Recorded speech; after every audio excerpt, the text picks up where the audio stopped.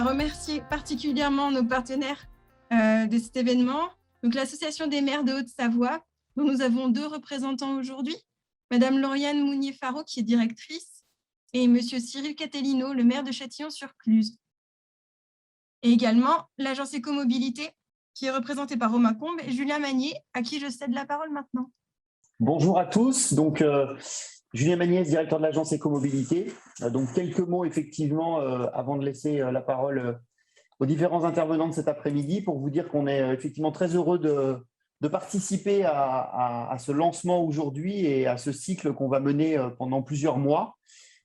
Juste un mot rapide sur l'agence Écomobilité. On est une société publique locale, hein, donc une entreprise publique qui travaille aujourd'hui pour 11 collectivités en Savoie et en Haute-Savoie dans le champ des écomobilités. Donc, l'objectif est d'accompagner au plus près les collectivités dans le développement des écomobilités sur de nombreuses thématiques, hein, tant dans l'animation que la gestion de services, que la définition des projets, que d'études.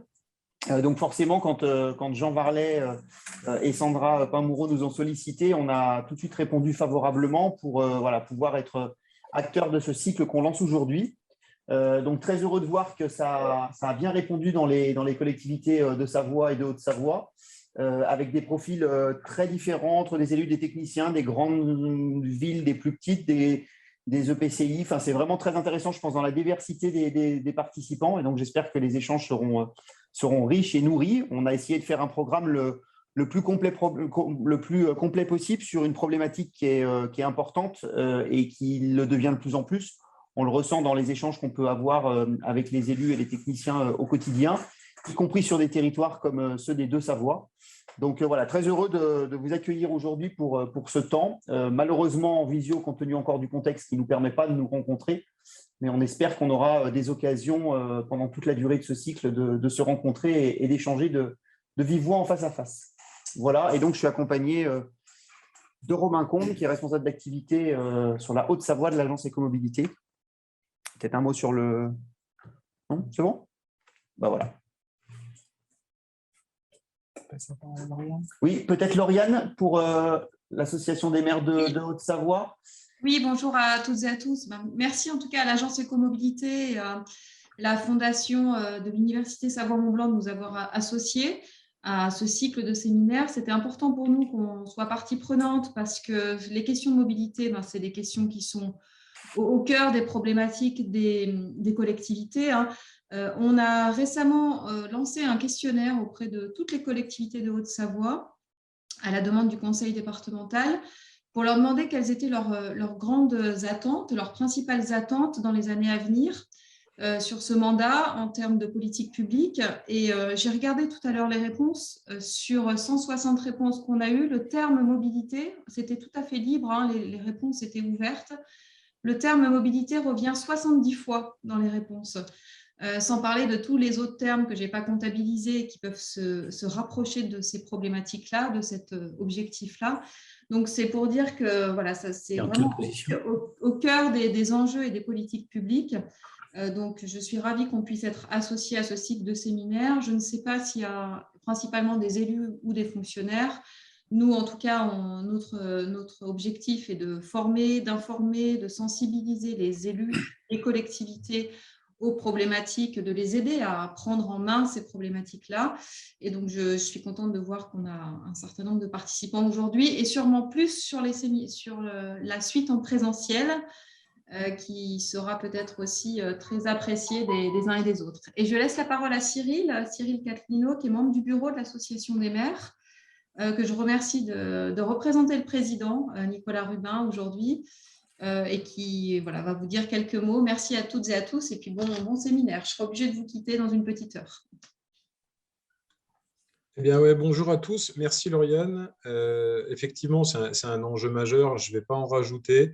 Aujourd'hui, c'est un sujet. Nous, on est sur une petite collectivité, une communauté de communes de 12 000 habitants. Et on a des grands sujets de mobilité parce que pour l'instant, ça n'a jamais été au cœur des débats. La mobilité, c'est à la fois la mobilité du quotidien, c'est la mobilité touristique, qui nous touche aussi énormément et qui a des impacts très forts, y compris sur tout ce qui est BTP avec des transports de plus en plus nombreux. Donc, en tout cas, moi, je suis ravi de participer à ce premier rendez-vous sur la mobilité. Il y a plein de choses à faire et c'est important d'avoir des guides et d'avoir des experts qui vont pouvoir nous éclairer. Donc, un grand merci et puis bon webinaire à toutes et tous.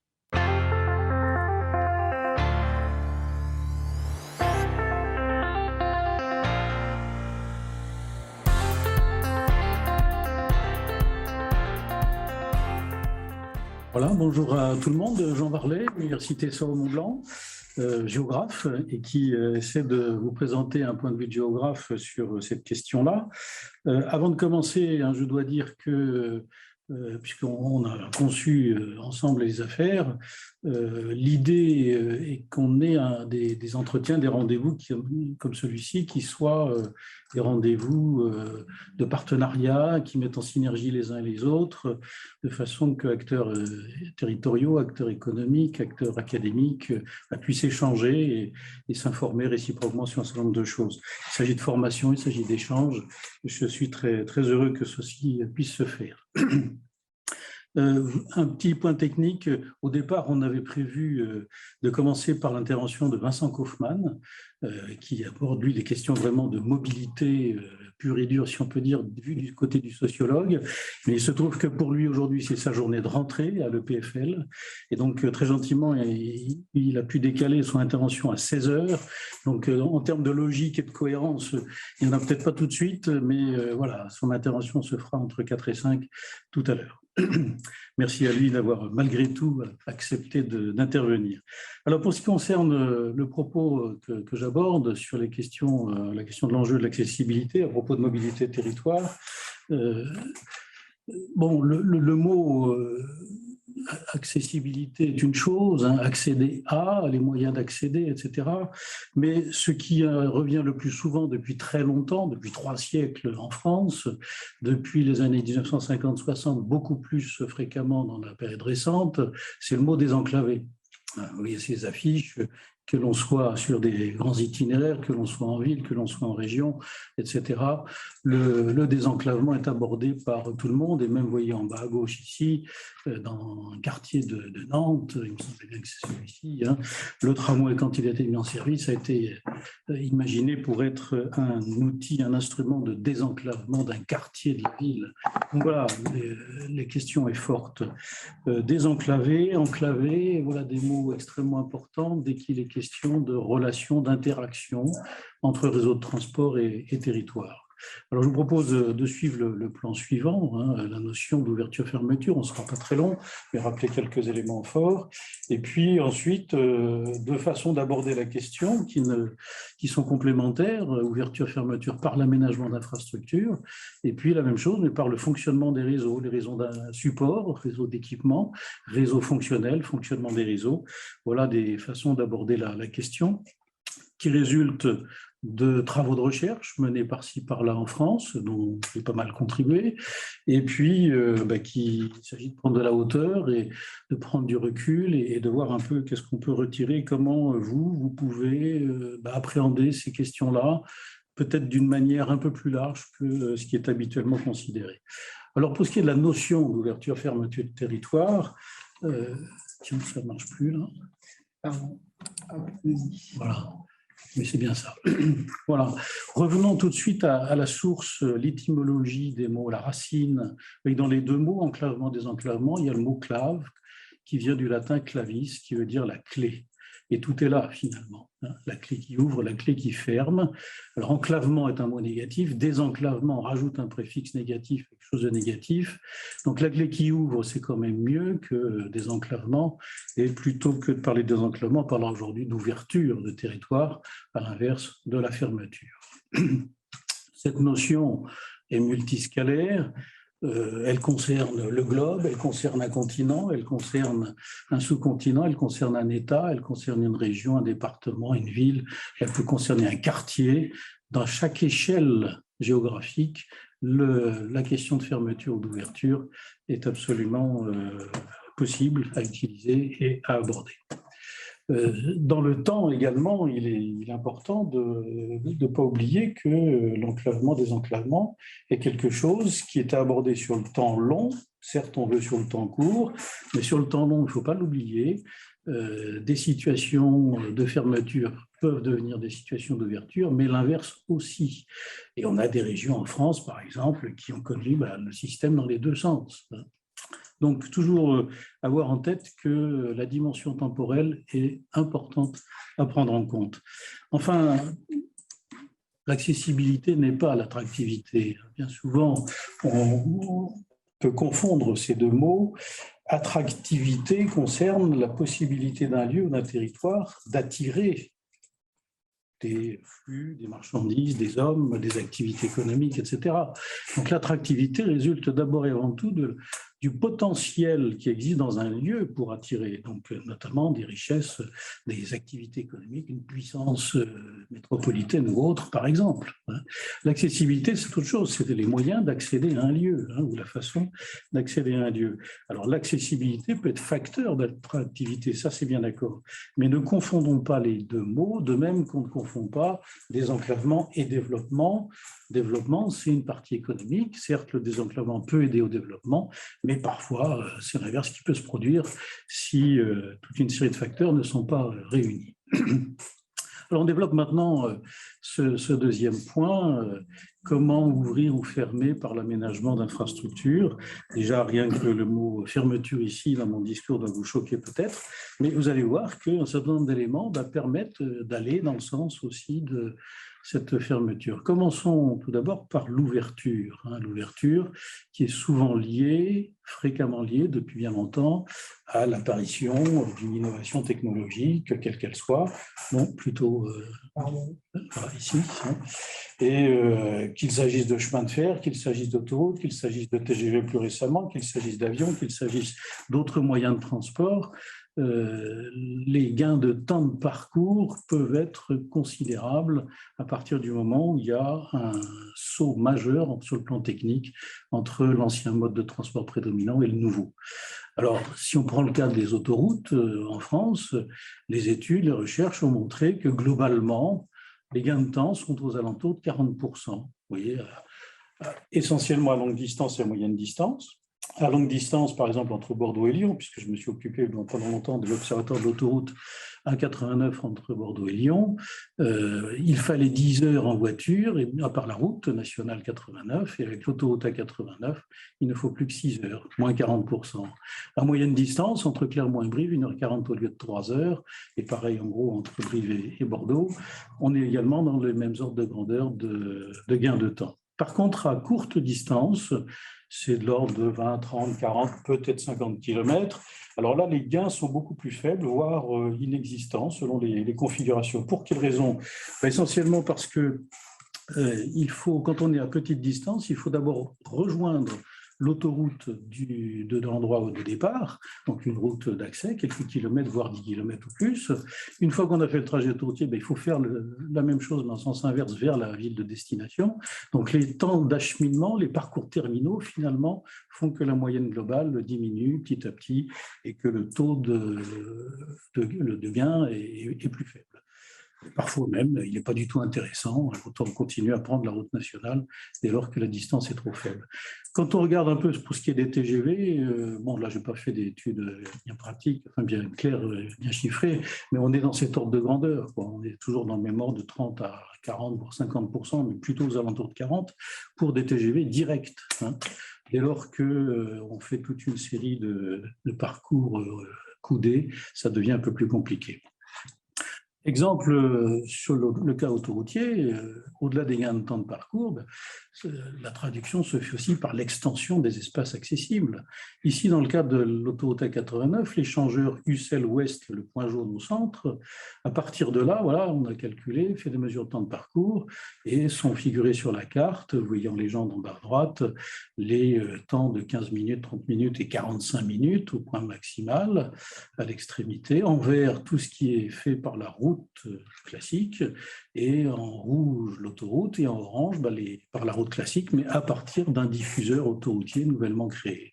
Et vous voyez tout de suite que, à partir du sel ouest, l'espace accessible s'est considérablement agrandi, notamment du côté nord-est, et que même tout en étant sur l'autoroute sans pouvoir en sortir, on arrive quasiment à l'autoroute A71, Bourges-Clermont-Ferrand, au nord-est. Donc là, un gain d'espace accessible tout à fait considérable. Dans un autre cas, un peu plus à l'ouest, le cas de Brive, là, il y avait déjà l'autoroute Paris-Brive, Limoges-Brive au nord, donc il n'y a pas de gain puisque l'étude a été faite, l'autoroute était existante. En revanche, vous voyez les trois côtés, ouest, est et sud, eh bien, on voit l'espace accessible un petit peu moindre que dans le cas précédent, mais bon, globalement, on s'y retrouve toujours dans le même genre de configuration. Voilà, oui, deuxième point, après l'ouverture, les risques de fermeture. Les risques de fermeture, ils existent même si on crée une infrastructure plus performante par sa vitesse, son gabarit, son confort, etc. Je vais prendre plusieurs exemples. Un premier cas, c'est qu'est-ce qui se produit? C'est finalement la naissance ou l'essor de la concurrence d'itinéraires entre guillemets parallèles. Prenez l'exemple ici du Saumurois entre Angers et Tours, vallée de la Loire. Si vous prenez la carte de gauche, vous avez le chemin de fer, la carte du chemin de fer en 1854. L'axe Paris-Tours-Angers-Nantes est très important, il suit la Loire. C'est l'axe historique à la fois routier Paris-Orléans, puis fluvial sur la Loire jusqu'à Nantes, avec le grand port de mer, l'avant-port de Paris, côté Atlantique de Nantes. Bien, quand le chemin de fer arrive, on reprend l'itinéraire où il y a les grands trafics. Et comme la concurrence en termes de temps de parcours est colossale, eh bien, le chemin de fer va s'installer naturellement, logiquement, entre Paris, Orléans, Tours et Nantes. Voilà, le Saumurois est desservi. Et puis, quelques années plus tard, vous le voyez sur la carte centrale, un petit peu moyen, là on est au début du XXe siècle, eh bien, par suite de la concurrence de compagnies ferroviaires, un axe a été créé, un lien a été créé entre Le Mans sur l'axe Paris-Rennes, Paris-Bretagne, et Angers, sur l'axe Paris-Tours-Nantes. Et à partir de là, la distance kilométrique étant moindre, la rapidité est meilleure, et au bout du compte, le secteur gagne en temps de parcours, sauf que le tronçon Angers-Tours devient moins performant qu'il ne l'était. La desserte est moins bonne que sur l'axe passant par Le Mans, et l'axe Paris-Tours-Bordeaux il est très bon, etc., de plus en plus bon. Donc voilà, le Saumurois se trouve finalement entre deux axes parallèles ou pseudo-parallèles jusqu'à Angers-Tours. Et quand on regarde tout à fait en bas à droite la carte des TGV, les trafics TGV dans une période récente, oui, il n'y a pas photo, l'axe Tours-Saumur-Angers est tout à fait faible en volume de trafic, il n'est pas négligeable, mais très faible par rapport aux deux radiales parisiennes devenues majeures dans le secteur. Donc voilà, risque de fermeture du Saumurois. Alors là, ça ne va plus faire, excusez-moi. Quand on passe à l'époque plus récente, fin 20e, début 21e siècle, cette fois-ci, c'est la carte du schéma directeur des infrastructures des liaisons ferroviaires à grande vitesse, 14 mai 1991, qui n'est pas réalisé, qui est en partie réalisé, mais pas totalement.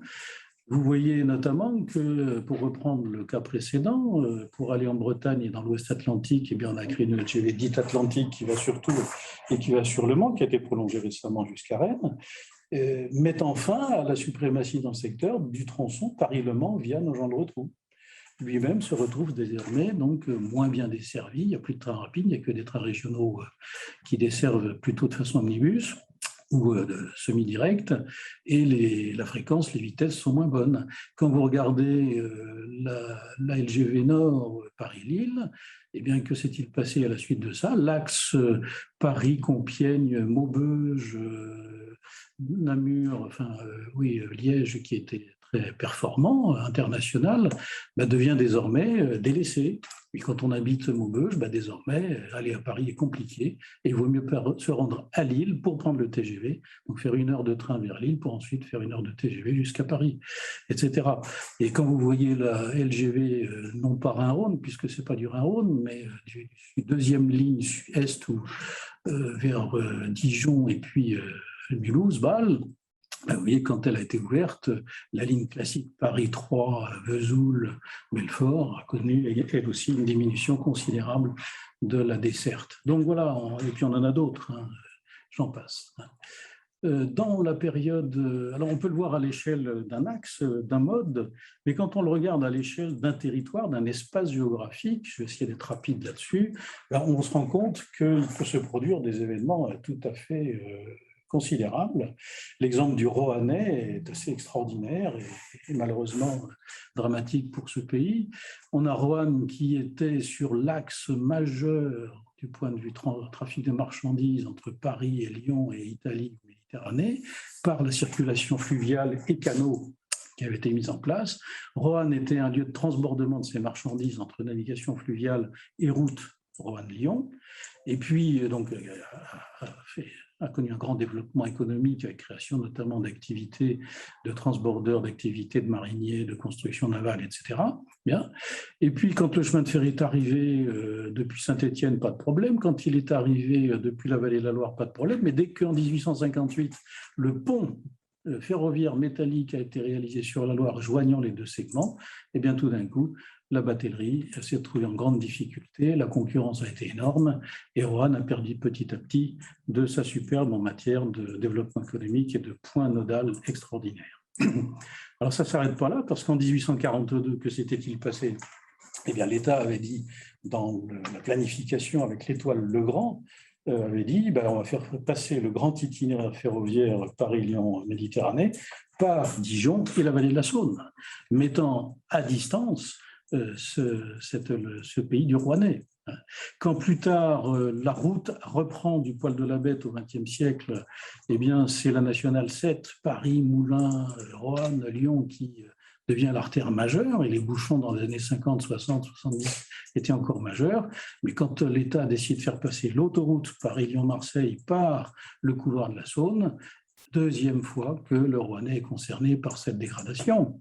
Et quand le TGV arrive, eh bien, vous voyez qu'on ne le fait passer ni vers Roanne, ni dans le couloir de la Saône du côté de Dijon-Beaune, mais on le fait passer par le Morvan et on rejoint juste à Mâcon avant de rejoindre Lyon.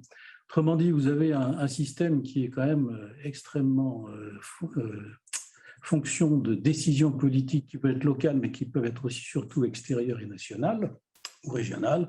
Et donc, l'idée qu'il faut développer ici, c'est de dire, soyons toujours vigilants sur ce qui peut se passer ailleurs, ou c'est des décisions qui peuvent être prises à tous les niveaux hiérarchiques. Telles décisions pouvant induire effectivement une modification de situation en termes d'ouverture, fermeture de territoire. Et aujourd'hui, même, on peut dire que Roanne est la seule ville moyenne de Rhône-Alpes à ne pas être desservie par autoroute. Avec l'autoroute A72 devenue 89 passe largement au sud. Bien sûr, on a mis la nationale 7 à 2 fois 2 voies à 110 depuis, mais effectivement, il n'y a pas vraiment une véritable autoroute qui passe dans la banlieue de Roanne. Que se passe-t-il également? La fermeture, l'âge de fermeture peut être liée à l'apparition d'une infrastructure très performante, et certaines localités peuvent chercher à utiliser cette infrastructure d'une manière un peu détournée, entre guillemets, en créant un itinéraire combiné. Là, on a un merveilleux exemple sur la 89, entre Bordeaux et Bergerac, vallée de la Dordogne. Le trait bleu que vous voyez, c'est la route classique à 2 voies, difficile de circulation, il y a des arbres, il y a beaucoup de poids lourds, on peut difficilement doubler. Et vous voyez que normalement, quand les études ont été faites, on mettait 1h30 entre Bergerac et Bordeaux. Et puis l'autoroute est arrivée, c'est le gros trait rouge, enfin non, c'est pas l'autoroute en elle-même, c'est les temps sur autoroute. Vous voyez, entre Mussidan et Bordeaux, eh bien, on ne met que 40 minutes. Là où il y a marqué 1 heure à l'entrée est de Bordeaux, il y a 1 heure, et donc on ne met que 40 minutes entre Mussidan et Bordeaux. Tout d'un coup, Bergerac, qui avait tourné le dos à l'autoroute parce que l'État n'avait pas voulu lui donner l'autoroute dans sa vallée de la Dordogne, tout d'un coup a réfléchi et s'est mis à demander au département, cette fois-ci, la réfection totale de la route départementale entre Bergerac et Mussidan, vous voyez, tout à fait à droite en rouge, et au bout du compte, une route où on roulait très lentement, très tortueuse, au bout du compte, une route où on se met à rouler à 90 pratiquement vitesse constante, et finalement, en 1 heure, de Bergerac à Bordeaux via Mussidan, en 1 heure, on est arrivé à l'entrée est de Bordeaux. Au lieu d'1h30 par route classique, on gagne là, vous voyez, un tiers du temps de circulation.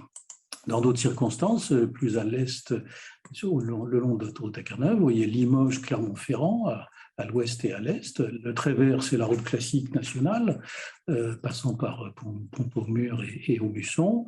Je suis un peu loin, je ne sais plus, mais 2h20, etc., si j'arrive à le lire comme il faut. 2h20 pour aller de là, pour parcourir cette distance entre les deux points. Dès lors que l'autoroute A89 est faite à Brive en direction du sud-ouest et que l'autoroute A20 est faite entre Limoges et Brive, vous voyez le trait rouge à l'ouest, eh bien le tracé coudé Limoges, Brive ou Tulle, et puis ensuite Clermont-Ferrand est plus court. Vous voyez sur les bandes, sur le graphique, la bande tout à fait en bas, on met que 2 heures et quelques minutes, un gain d'1 quart d'heure, alors qu'on va faire environ 60-65 km de plus. Mais un gain d'1 quart d'heure avec un confort, une consommation énergétique là, sans doute assez supérieur, mais en même temps sans à-coups, ou très peu d'à-coups, alors que là, par la route verte, il y a énormément de gorges à traverser, etc. Et donc, le but de l'opération, c'est de montrer aussi que si des choses se passent, enfin, comment dire, si la situation est ainsi, c'est qu'elle est aussi pratiquée par beaucoup de véhicules maintenant. On n'avait pas imaginé dans le dossier d'avant-projet sommaire de la 89 une telle situation. Et on se rend compte aujourd'hui que beaucoup de voitures immatriculées 87, c'est-à-dire la Haute-Vienne, Limoges, eh bien, circulent entre Brive-ou-Tulle et Clermont-Ferrand, alors qu'avant, il n'y en avait jamais, bien évidemment. C'était beaucoup trop compliqué. C'est plusieurs centaines de véhicules comme ça par jour. Donc voilà, ce qui fait que le trait, excusez-moi, le trait vert, la route ici, elle, certes, elle n'a pas changé d'accessibilité, elle a toujours le même temps de parcours, sauf qu'elle a perdu en flux. Et par rapport à un deuxième axe innovant, elle se retrouve en situation difficile. Alors, je n'insiste pas, mais finalement, entre Bordeaux et Limoges, eh bien, la même situation se produit. Le trait vert, en passant par Périgueux-Thiviers, est devenu moins intéressant que, d'une part, le trait bleu par Angoulême et surtout maintenant le trait rouge par Bordeaux-Brive et Brive-Limoges, comme tout à l'heure. Ce qui est très intéressant, c'est de constater cette affaire-là. Dès lors que vous avez une croisée autoroutière, Limoges, Brive, Toulouse ici, et puis Bordeaux, Brive, Clermont, à 90 degrés, eh bien, il apparaît, d'après les mesures qu'on a faites sur le terrain, que pour pratiquement tous les types de déplacements, le passage par l'autoroute, avec un angle à 90 degrés ou presque, dans le parcours, eh bien, devient plus performant que à suivre l'itinéraire classique.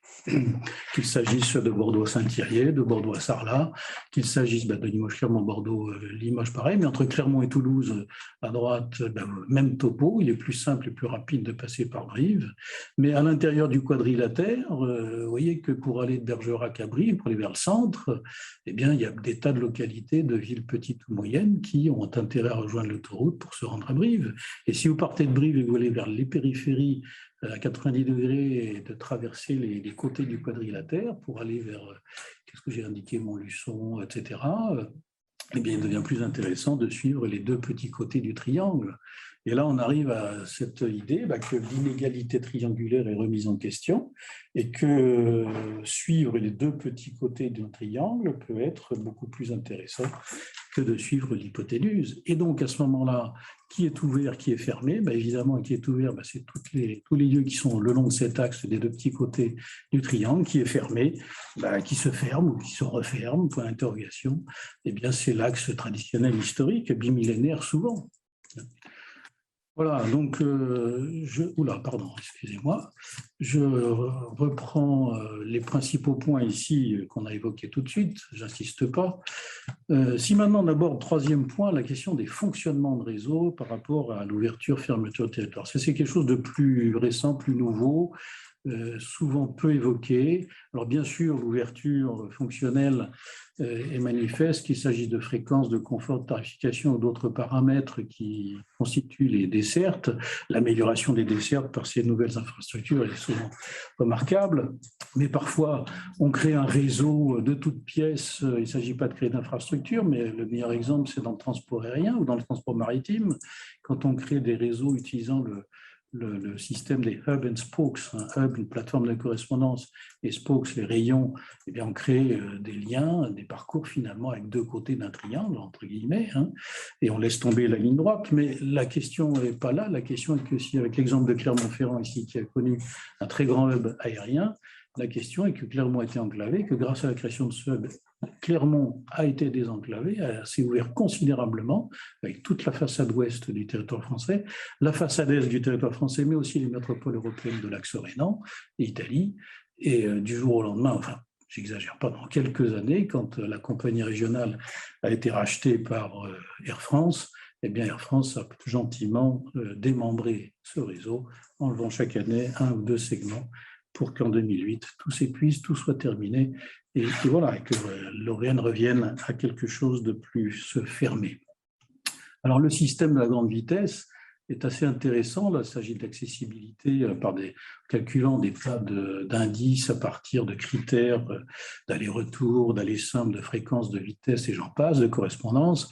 Alors, on voit que au fur et à mesure que la grande vitesse se développe sur le territoire français, les traits verts, les éventails verts à gauche, eh bien, on voit que les régions sont beaucoup plus accessibles, avec Paris bien évidemment, mais aussi côté droit entre elles. Et là, vous voyez tout à fait le rôle manifeste des TGV dits interrégionaux, Nantes, Lyon, etc., et j'en passe, qui finalement mettent ces grandes métropoles, ces régions métropolitaines, à égalité d'accès les unes avec les autres.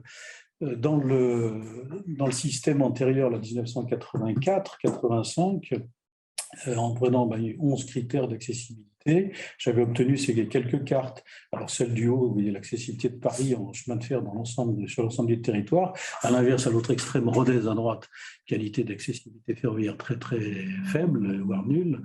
Et puis les trois cartes du bas montrent ce qu'il en était avec des agglomérations de la façade méditerranéenne. La partie basse, la partie sud, était l'accessibilité classique. Et dès que la grande vitesse est arrivée, le TGV en 83, eh bien, on a vu tout d'un coup l'espace accessible se développer considérablement à partir de Paris, grâce aux correspondances avec les gares parisiennes et les trains en continuité.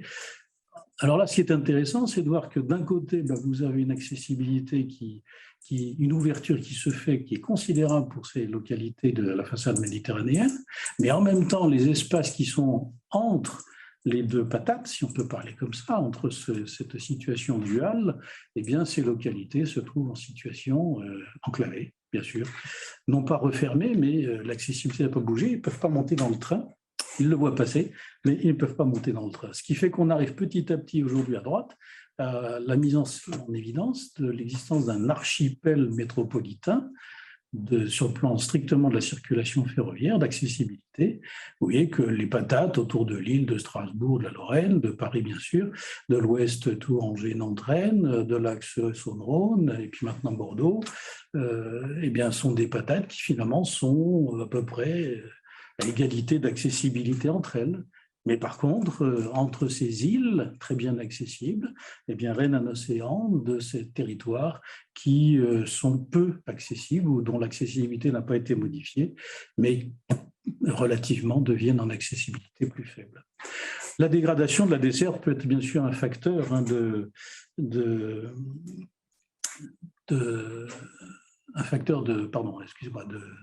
fermeture. Ici, sur l'axe Bordeaux-Lyon, vous aviez ici les trains en bleu, les trains pleins, et puis les trains en tireté, les possibilités de faire Bordeaux-Lyon en train dans la journée. Et puis voilà, quelques années plus tard, vous voyez, 20 ans plus tard, il n'y a plus qu'un seul train, et si on veut essayer et tenter de faire le trajet de bout en bout avec d'autres trains, ce sont des trains régionaux, chacun organisé par une région à l'époque, et peut-être sont-ils en correspondance, mais pas sûr. Et donc, cette segmentation devient facteur, bien sûr, de fermeture. Alors, les dysfonctionnements sont liés souvent, peuvent exister et créer de la fermeture. Les dysfonctionnements, qu'est-ce que j'ai marqué là, parce que je ne vois pas tout, dysfonctionnements ponctuels. Alors là, ça, c'est des choses qui peuvent arriver. C'est un aléa naturel, une grosse chute de neige. C'est quoi? C'est un glissement de terrain. On connaît tout ça. Il y a de temps en temps des événements qui font que la circulation est interrompue et la mise à distance des territoires est de plus en plus grande. Un très bon exemple aussi, c'est quand il y a eu ce volcan islandais il y a à peu près une dizaine d'années, tout d'un coup, toute la circulation aérienne mondiale, ou en tout cas européenne, a été arrêtée et la mise à distance des territoires est devenue considérable. Sur le plan technique, ça peut être, comme vous le voyez, l'extrait de presse tout à fait en bas, un accident majeur de circulation, par exemple. Sur le plan social, c'est quand les chauffeurs routiers se décident de faire grève et de bloquer, qu'est-ce qu'ils font? Ils mettent 3-4 poids lourds dans un rond-point, notamment à proximité des lieux stratégiques de l'économie, les réservoirs d'énergie, et j'en passe, les grandes entrées des grandes agglomérations ou des petites, et tout d'un coup, en 3 jours, même pas en 24 heures, tout le pays est bloqué. Donc, c'est de la mise à distance, c'est de l'enclavement, c'est de la fermeture provisoire, mais réelle, et tout est bloqué. On a tous connu ça à un moment ou à un autre. La congestion automobile est bien évidemment un facteur très important de fermeture des territoires, alors beaucoup plus régulier. Alors, je passe sur cet exemple, puisque le temps passe, mais voilà. Mais par contre, pour ce qui concerne nos régions, la fermeture saisonnière, notamment l'hiver, avec les fameux samedis hivernaux de mi-décembre jusqu'à début avril. Autrefois, c'était que pendant les vacances scolaires. Maintenant, c'est quasiment tous les week-ends, 13, 14, 15, 16, 17 week-ends, selon les années, où finalement la circulation sur ces routes est telle que la congestion est là. Et donc, qui dit congestion, dit temps d'attente. Et les territoires sont mis à distance. On met beaucoup plus de temps à parcourir les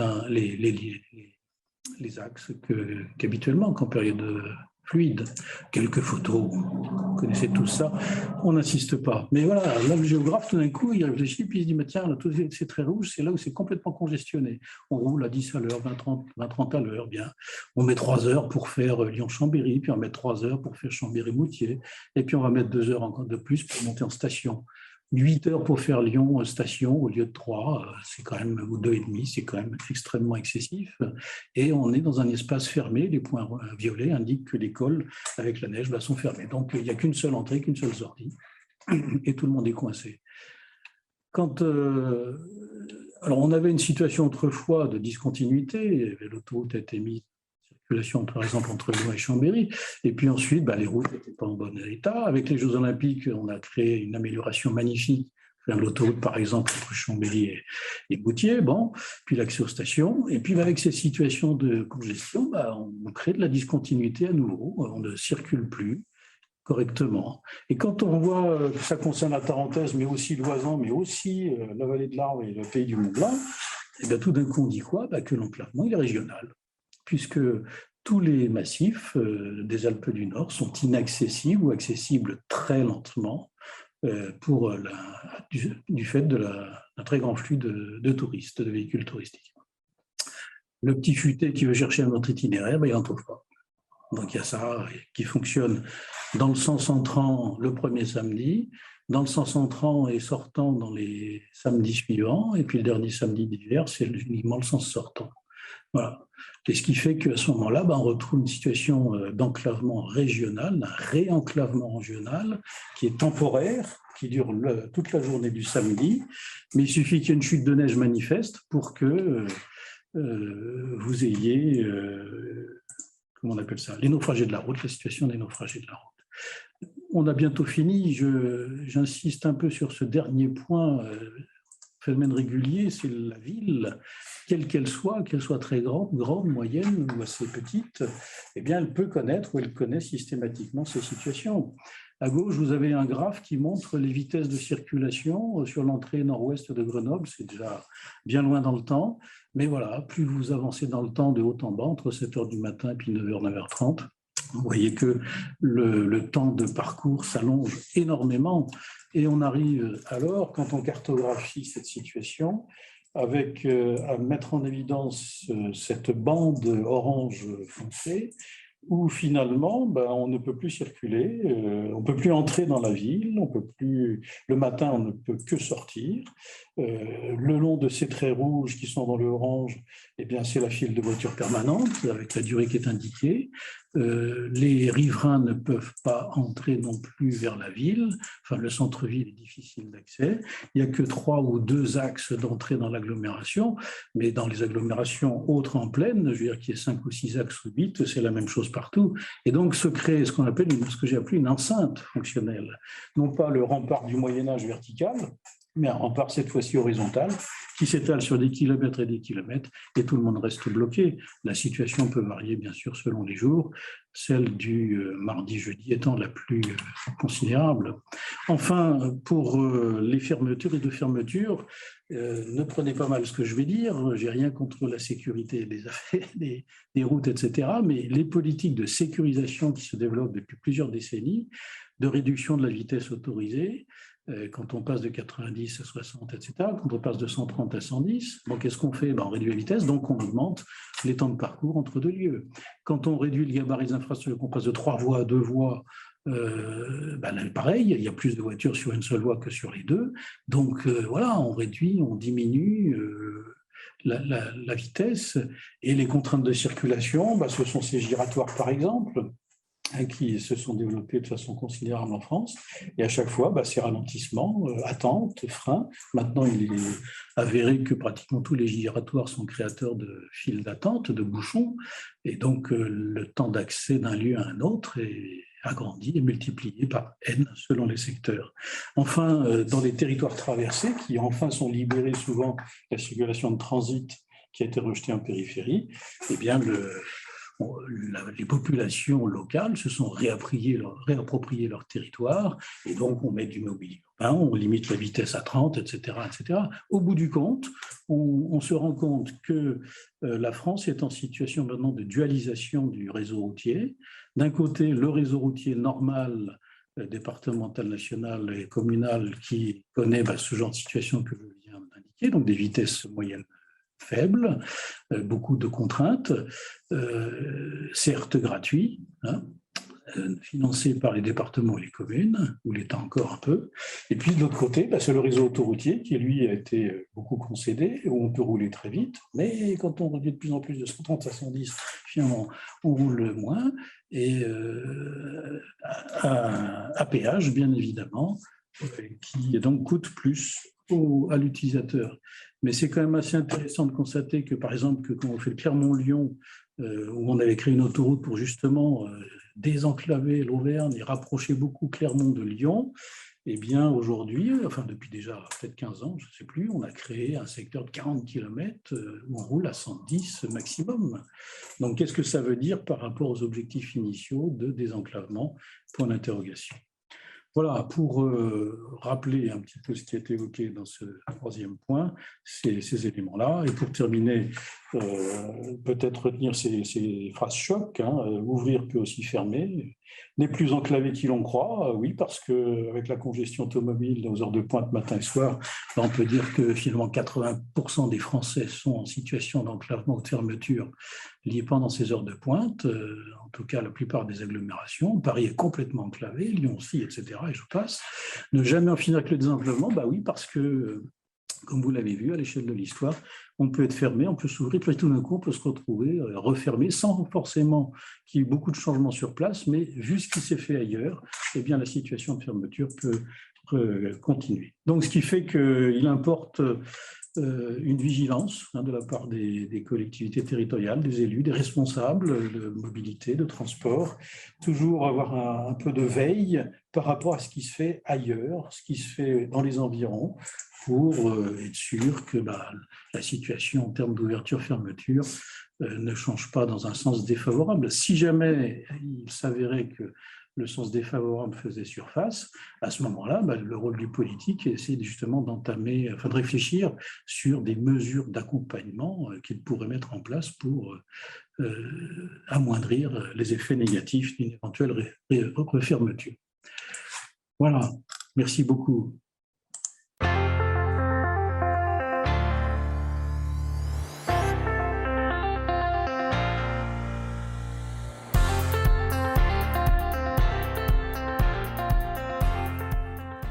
Alors voilà, 1982, la LOTI, 2019, la LOM, loi d'orientation des mobilités, et pas des transports intérieurs. Vous avez un exemple de copier-coller qui a raté. Entre-temps, beaucoup d'étapes, beaucoup de lois. Alors, pas forcément des lois qui ciblaient les transports, mais des lois avec différents sujets qui sont venus compléter, amender, modifier le contenu de ce qui n'était pas encore le code des transports, mais la réglementation en vigueur sur les transports. La première loi qui vient compléter la réglementation, c'est la loi LOR en 1996 sur l'utilisation rationnelle de l'énergie, alors qui change par petites touches. La LOTI avait créé les plans de déplacement urbains qui permettaient aux agglomérations d'avoir une vision, une planification des transports sur leur périmètre, qui était facultative. La loi LOR, considérant les enjeux de qualité de l'air et puis d'utilisation d'énergie, les rend ces plans de déplacement urbain obligatoires dans les grandes agglomérations. Quelques années plus tard, alors une loi qui n'a a priori pas grand-chose à voir avec les transports non plus, qui sont à la loi Chevènement relative au renforcement de la coopération intercommunale. Donc, c'est là qu'on refond complètement le paysage des intercommunalités en France.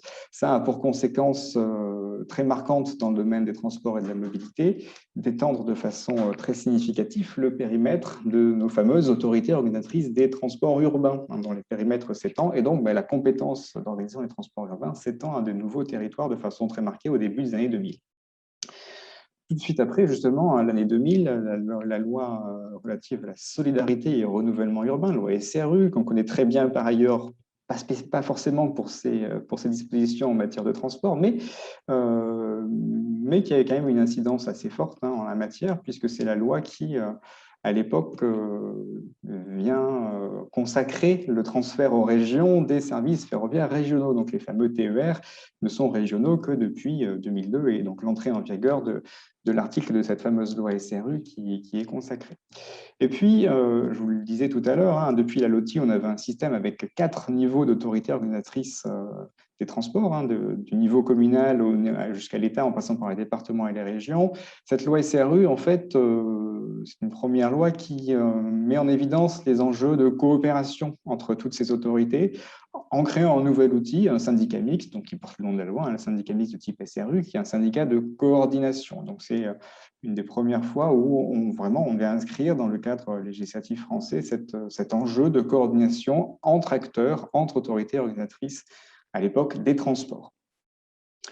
Puis on fait un petit bond d'une dizaine d'années, jusqu'aux années 2010, et puis les lois Grenelle, notamment la loi Grenelle 2, qui, elle non plus, n'était pas spécifiquement axée sur les transports ni les mobilités, mais voilà, c'est une loi environnementale, où arrive via cette loi Grenelle 2 un premier élargissement des compétences des autorités organisatrices des transports urbains. En fait, la loi Grenelle 2 dit aux intercommunalités qu'elles peuvent organiser un service de vélo en libre service. Alors, elles sont autorités organisatrices des transports, donc les bus, les métros, les tramways, les autocars, et puis elles peuvent aussi faire du vélo. Et c'est un premier élargissement en fait, de la compétence transport vers ce qui se deviendra quelques années plus tard la compétence mobilité. Accessoirement aussi, cette loi Grenelle 2, c'est elle qui définit la notion d'autopartage. Avant, ça n'existait pas. Alors, elle ne dit pas que ça devient une compétence des AOT, mais voilà, c'est un terme qui apparaît dans la législation à l'occasion de cette loi Grenelle 2. Et puis, on arrive sur 2 années, 2014 et 2015, qui ont été extrêmement riches en termes d'évolution législative en France. On commence par 2014 et la loi de modernisation de l'action publique et d'affirmation des métropoles, qui, donc en 2014, va commencer à changer le vocabulaire. On va commencer à passer des transports à la mobilité. Alors, on va commencer par les autorités urbaines, nos fameuses AOTU, autorités organisatrices des transports urbains, qui sont transformées en autorités organisatrices de la mobilité. Alors, au-delà de du terme qui est employé, c'est aussi une deuxième fois qu'on vient élargir le spectre d'intervention de ces nouvelles autorités organisatrices de la mobilité, en notamment leur permettant d'appuyer le développement de nouveaux services de mobilité, comme le vélo en libre service, qui était déjà dans leurs compétences, mais aussi le covoiturage, par exemple, et qui étend également aux questions de transport de marchandises via la logistique urbaine. Cette loi MAPTAM, elle vient aussi renforcer la région, donc, qui était un acteur depuis la loi SRU incontournable des transports, et elle vient donner à la région un rôle de chef de file en matière d'intermodalité, c'est-à-dire que la région va devenir clairement compétente pour coordonner les actions des différentes AOM en matière d'intermodalité, ce que beaucoup de régions faisaient déjà, mais ça vient quelque part régulariser une situation qui était déjà largement mise en œuvre dans beaucoup de régions. Et puis, signe aussi de ce rôle de chef de file de la région sur l'intermodalité, les régions doivent créer des schémas régionaux d'intermodalité, donc une planification de comment est-ce qu'on s'engage à gérer l'intermodalité entre différents niveaux d'autorités organisatrices de la mobilité et autorités organisatrices des transports, puisque seules les autorités organisatrices ex-urbaines sont devenues autorités organisatrices de la mobilité. Les régions et les départements restent autorités organisatrices des transports. En 2015, alors je parle de la loi que l'on surnomme Macron, du nom de celui qui était à l'époque ministre de l'économie, la loi pour la croissance, l'activité et l'égalité des chances économiques. Alors pourquoi je parle de cette loi? C'est parce qu'en fait, elle vient libéraliser le transport non urbain par autocar. Donc concrètement, c'est là qu'on voit apparaître l'écart Macron dans le paysage des transports en France. Pourquoi est-ce que j'en parle? Puisque avant cela, finalement, on n'avait que des services, quand on regardait les services de transport public, on avait uniquement des services organisés par des acteurs publics. Et là, arrivent de nouveaux acteurs, privés en l'occurrence, des compagnies d'autocars, qui viennent mettre en place des services de mobilité et qui viennent donc rajouter un acteur supplémentaire dans ce champ de l'organisation des transports. Toujours en 2015, la loi NOTRe, donc nouvelle loi portant nouvelle organisation territoriale de la République, qui on peut faire un peu un parallèle avec les lois Chevènement, toute proportion gardée, qui vient complètement réformer les intercommunalités avec des processus de fusion, de modification des périmètres des intercommunalités assez forts, qui vont aussi avoir pour conséquence, dans certains cas, l'extension assez significative des périmètres de ces intercommunalités qui sont AOM. Donc la compétence de l'autorité organisatrice de la mobilité à l'échelle locale s'étend sous l'effet de cette loi. Et puis, autre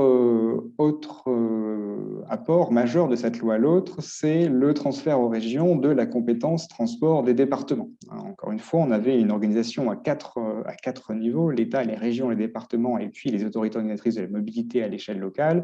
La loi NOTRe va supprimer un de ces échelons en privant les départements de leurs compétences historiques en matière d'organisation de transport interurbain, donc notamment les gares. Alors en Savoie, on avait Belle-Savoie Express, on avait Lisa en Haute-Savoie. Et en 2015, avec la loi NOTRe, ces services-là sont transférés aux régions. Alors certains départements vont les conserver encore quelques années avant que les régions prennent pleinement cette compétence-là. Mais les départements sortent, entre guillemets, du jeu de la question de l'organisation des transports et de la mobilité. Alors, ils en sortent par la porte transport, ils restent malgré tout un acteur important, puisqu'on y reviendra, par leurs autres compétences qu'ont les départements, ils restent un acteur indispensable de toutes ces questions de mobilité et d'accessibilité. Toujours en 2015, je dis qu'on avait une actualité législative très riche en cette année 2015, la loi sur la transition énergétique pour la croissance verte, la loi TECV, donc là aussi plutôt même clairement une loi à visée environnementale, qui vient là aussi agir sur le champ de la mobilité en créant de nouveaux outils de planification, et particulièrement pour les petites agglomérations, les territoires plus ruraux ou périurbains, via les plans de mobilité ruraux, par exemple, qui, là aussi, fait un peu plus rentrer le covoiturage dans le champ de compétences des autorités organisatrices de la mobilité en leur demandant de créer des schémas de développement des aires de covoiturage. Donc, on arrive par l'approche infrastructure et pas vraiment par l'approche service. Et puis, cette loi TECV qui va aussi resignifier aux employeurs, notamment les plus gros employeurs qui sont dans les grandes agglomérations, qui va leur imposer de réaliser des plans de mobilité employeur. Donc, en gros, voilà, les employeurs doivent s'intéresser à la mobilité, aux conditions de mobilité de leurs salariés pour rejoindre leur travail. Et donc, on arrive, voilà, 2015, cette très riche actualité, on arrive à la dernière version, on va dire, de notre cadre législatif qui ne donne pas complètement satisfaction à l'époque. Et notamment, c'est ce qui donne lieu aux assises de la mobilité, peut-être un terme qui doit parler à certains d'entre vous, puisque vous avez peut-être pu participer à certains de des ateliers ou des réunions de concertation qui ont été organisés, y compris un peu partout en France, autour de cette question de voilà, comment, enfin, est-ce que le cadre législatif de la mobilité répond bien aux attentes, répond aux enjeux. Et la réponse de ces assises de la mobilité, comme on le pressentait, c'est imparfaitement, en tout cas de façon très largement perfectible, le constat qui est issu de ces assises de la mobilité. Alors on peut le résumer en quatre grandes problématiques, quatre grandes zones mal ou incomplètement traitées par la législation française. La première difficulté, le premier manque, il se traduit par des fractures territoriales, notamment par le fait qu'on se rend compte, on s'en doutait, mais on pose clairement le diagnostic que sur certains territoires, notamment les territoires les plus ruraux, les offres et les services de mobilité sont insuffisamment développés ou insuffisamment connus ou coordonnés. C'est ce qu'on appelle à l'époque, parce que la ministre appelle les zones blanches de la mobilité, par analogie avec la téléphonie mobile. En fait, ce sont les zones où on se rend compte qu'à l'échelle locale, il n'y a pas d'autorité organisatrice compétente pour traiter ces questions de mobilité locale. Le deuxième constat qu'on avait déjà pu poser quelques années auparavant, c'est celui de l'urgence environnementale et climatique. On a un secteur des transports et des mobilités qui représente à peu près un tiers des émissions de CO2 en France. Et le constat, c'est qu'il faut, l'objectif, c'est qu'il faut accompagner et accélérer cette transition énergétique du secteur des transports et de la mobilité. Troisième problématique, c'est la mise à jour en fait du cadre législatif pour qu'il corresponde aux nouvelles solutions de mobilité, aux nouveaux services de mobilité qui se développent. Alors, c'est l'époque où on a vu apparaître dans les rues des grandes métropoles des trottinettes en libre-service, par exemple. C'est aussi l'époque où commencent à se développer de nouveaux outils numériques d'aide au déplacement pour les voyageurs. Le cadre réglementaire français et législatif ne permet pas d'encadrer, ne permet pas de gérer concrètement ces nouveaux outils, ces nouveaux services qui se développent. Et puis le quatrième constat, le quatrième manque, ça concerne les financements de ces infrastructures et de ces services de mobilité. Voilà, le constat qu'on se situe dans une impasse en termes de financement est à nouveau posé, à la fois pour le financement des services de mobilité, aussi pour le financement des infrastructures. On fait le choix à l'époque, en 2019, avec la loi, de recentrer les investissements qui ont considéré trop concentrés justement sur les grands projets d'infrastructure, de les recentrer vers les infrastructures et les services du quotidien.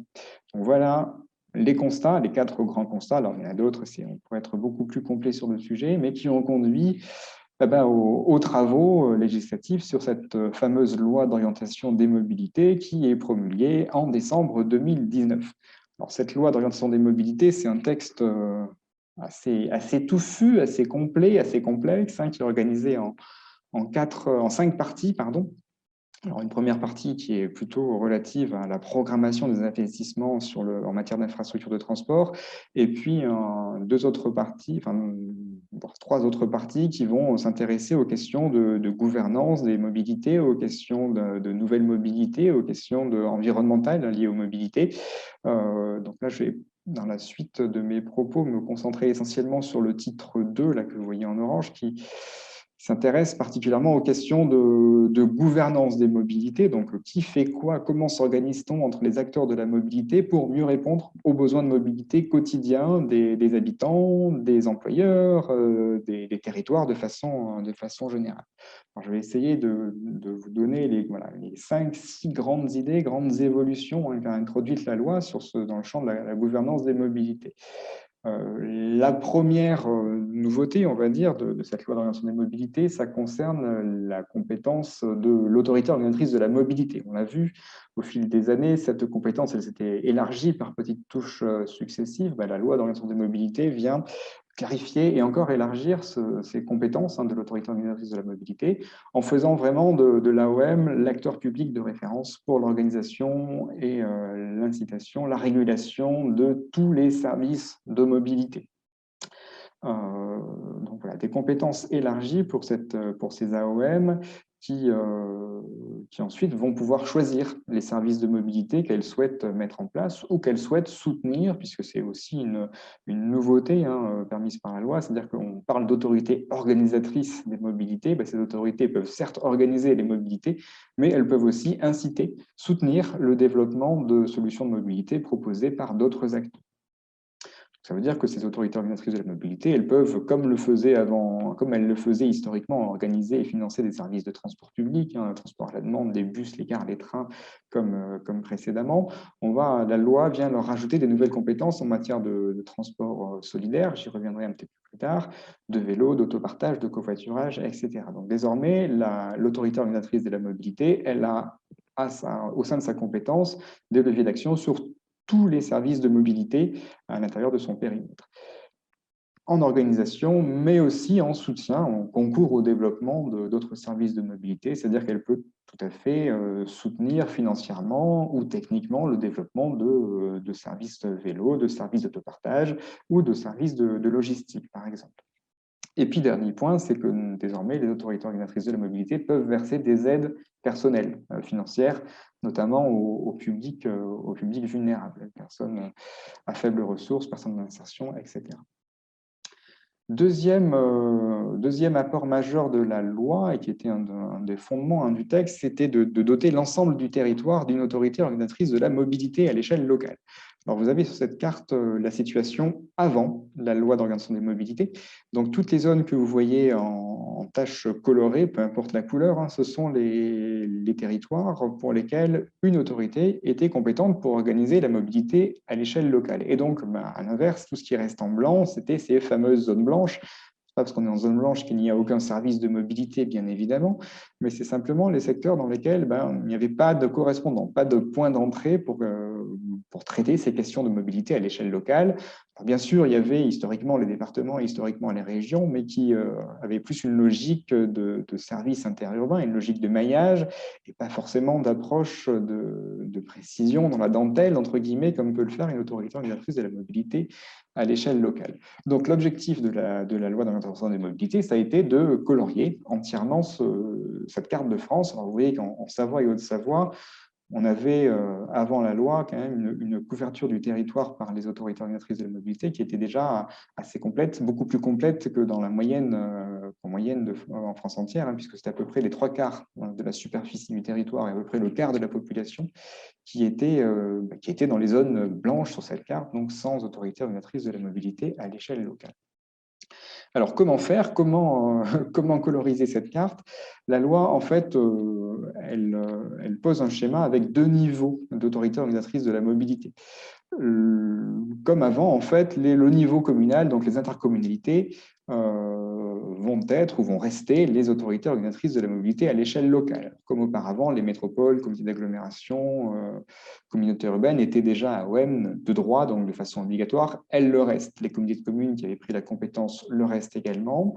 Par contre, la loi invitait ces comités de communes qui n'étaient pas encore compétents à se positionner sur cette prise de compétence mobilité à l'échelle locale. Et donc, pour ça, il y avait une échéance qui était...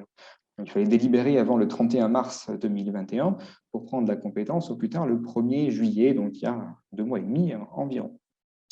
Ce n'était pas une obligation, bien évidemment, pour les comités de communes de prendre cette compétence AOM. Et ce que prévoyait la loi d'orientation de la mobilité, c'est que si la communauté de communes ne prenait pas cette compétence mobilité elle-même, c'était la région qui, dès le 1er juillet 2021, devenait AOM locale, en substitution, en quelque sorte, de la communauté de communes qui n'avait pas souhaité se saisir de cette compétence-là. La région, par ailleurs, qui était jusqu'à présent autorité organisatrice des transports, devient, du fait de la loi, autorité organisatrice de la mobilité à l'échelle régionale, et donc voit aussi ses compétences élargie, alors en tout cas législativement, puisque là aussi, les régions avaient historiquement développé des services d'aide au covoiturage, par exemple, et j'en passe. Mais donc voilà, maintenant, la région devient clairement autorité organisatrice de la mobilité, à la fois à l'échelle régionale et aussi possiblement à l'échelle locale, lorsque les intercommunalités, les communautés de communes n'ont pas souhaité prendre cette compétence mobilité. La loi, par ailleurs, pour faciliter ces prises de compétences et ce dialogue entre régions et communautés de communes, elle crée un cadre assez souple pour ce dialogue, pour cette organisation concrète entre régions et communautés de communes. Mais je ne vais pas revenir dessus aujourd'hui, ça prendrait trop de temps. Alors, je vous parlais tout à l'heure de ces deux échelons en fait, entre région et AOM locale pour l'organisation de la mobilité. Ben, la loi d'organisation des mobilités, elle va aussi renforcer cette coordination qui est, on s'en rend bien compte, qui est nécessaire entre région et autorités organisatrices de la mobilité locale. Cette coordination et cette coopération, elle est renforcée à une échelle territoriale nouvelle, donc qui est celle des bassins de mobilité. Donc, il y a une nouvelle idée qui a été inventée, entre guillemets, par la loi d'organisation des mobilités. Donc, qu'est-ce que c'est que ces bassins de mobilité? Ce sera des périmètres qui devront couvrir l'ensemble du territoire et que les régions vont définir ou ont défini. Ce seront à cet échelon-là du bassin de mobilité que se jouera le dialogue entre régions, autorités organisatrices de la mobilité régionale, et là où les autorités organisatrices de la mobilité à l'échelle locale. C'est à cet échelon-là que les régions auront le rôle de pilote, de chef de file des modalités de l'action commune des AOM. C'est-à-dire que la région ne dictera pas aux AOM locales ce qu'elles doivent faire. Par contre, la région est compétente actuellement pour coordonner l'action dès lors que deux services se rejoignent. C'est en correspondance, donc ça va concerner tout ce qui tourne autour de l'intermodalité, la coordination des horaires, des tarifs, la billettique, l'information, les points de vente, la gestion des pôles d'échange et ainsi de suite. Et avec leur rôle de chef de file, les régions sont aussi compétentes pour avoir un rôle d'animation au sein des autorités organisatrices de la mobilité pour capitaliser, diffuser les bonnes pratiques et également possiblement apporter un appui technique aux autorités organisatrices de la mobilité.